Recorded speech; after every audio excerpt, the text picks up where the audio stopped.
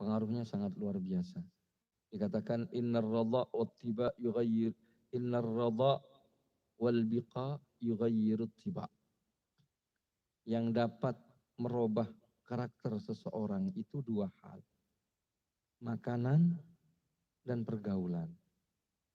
Seseorang yang bila mana dia itu makan dari makanan yang halal, maka mau tidak mau gampang untuk diarahkan kepada kebaikan. Tapi kalau sudah makanannya dari perkara yang haram, kata Allah, kata Nabi Muhammad sallallahu alaihi wasallam, man akalal haram asad jawarihahu sya'at am aba. Siapa yang makan daripada perkara haram, maka akan berpengaruh, akan bermaksiat anggota tubuhnya, mau tidak mau. Ada aja yang bikin dia bermaksiat, karena memang dasarnya adalah perkara yang haram. Jangankan yang haram, yang syubhat itu juga berpengaruh. Perkara-perkara yang syubhat, yang tidak jelas halal dan haramnya itu.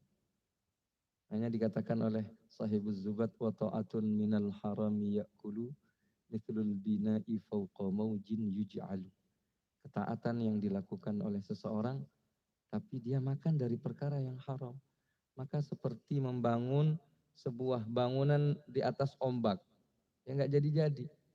Dia sudah qiyamul lail, dia sudah begini, dia sudah begitu.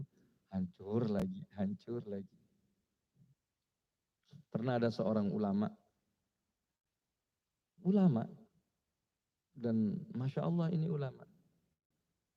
Dia punya anak.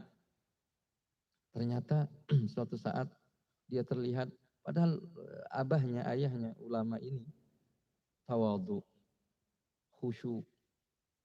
Dia punya anak, anaknya sombong. Belagu begitu. Sehingga orang-orang sempat heran, masa ini anaknya fulan? Kayaknya nggak masuk akal deh.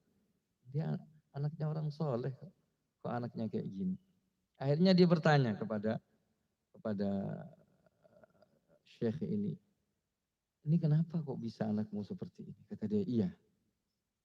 Ini gara-gara makanan yang pernah saya makan. Suatu saat saya pernah nggak punya apa-apa di rumah. Beberapa hari saya nggak makan, lapar banget. Tahu-tahu ada undangan dari dari seseorang yang dia tidak mempedulikan terhadap makanan halal dan haram. Artinya bercampur makanan dia itu, hartanya bercampur. Ya saya karena terpaksa, dan di dalam fikih selama itu masih bercampur sifatnya bukan makom wara, masih boleh-boleh saja katanya. Akhirnya saya datang memenuhi undangan dan saya makan.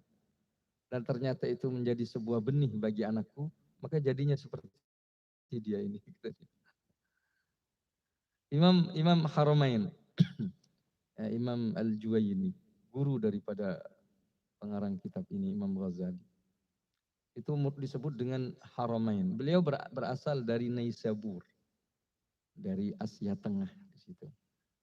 Akan tetapi dijulukin Al-Haramain. Menjadi imam di dua tanah haram. Kenapa dijulukin seperti itu? Karena beliau adalah orang yang paling alim di situ. Sanggup memecahkan masalah dan berfatwa di dua tanah suci itu. Makanya digelari Abul Ma'ali Imam Haramain Al-Juwayni. Luar biasa. Suatu saat beliau berdebat dalam sebuah ilmu, diskusi dalam ilmu pengetahuan, dalam ilmu agama dan lain sebagainya, itu merupakan hal yang lumrah terjadi di kalangan para ulama. Imam Haramain ini dalam kitab Usulul Fiqh, punya karangan namanya Al-Burhan. Itu menjadi rujukan yang sangat luar biasa. Suatu saat beliau berdebat, tahu-tahu yatakakka katanya. Yatakakka ini agak tersendat gitu, agak begitu. Kalau biasanya lancar, tahu-tahu ini enggak lancar. Kok bisa imam, kok bisa seperti itu? Padahal disifatin seakan-akan Al-Quran dan hadis itu wasta'aini katanya. Seakan-akan di depan matanya. Sedangkan hujjah